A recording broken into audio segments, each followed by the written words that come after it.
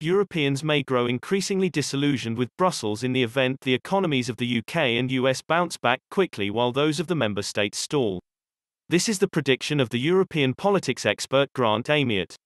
He has warned that despite the sizable relief package planned by the EU to try and ward off economic collapse following the COVID pandemic, citizens across Europe will revolt if they feel the recovery has not made their lives better off.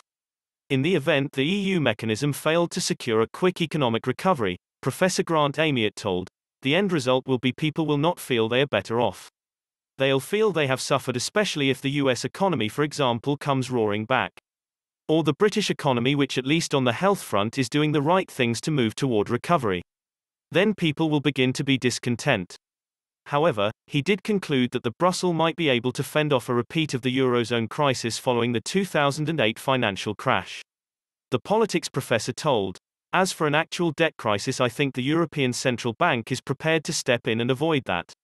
They are already buying up lots of government bonds through a special program. So I don't think we are going to see the same kind of thing we saw in the Eurozone crisis, where governments were on the brink of default and going cap in hand to the European Union.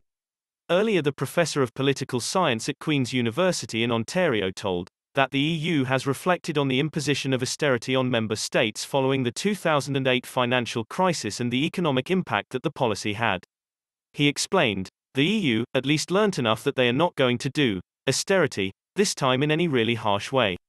The fact that the austerity measures were totally counterproductive and just sank these countries further into recession. Without solving their debt problems, it all has sunken in, even with the most orthodox of German economists, who was pushing for the hardline austerity measures. Instead, Professor Amiot believes the next financial crisis to engulf Europe will play out differently from the last. He told, the measures won't be effective enough, they won't be strong enough. People will blame the EU.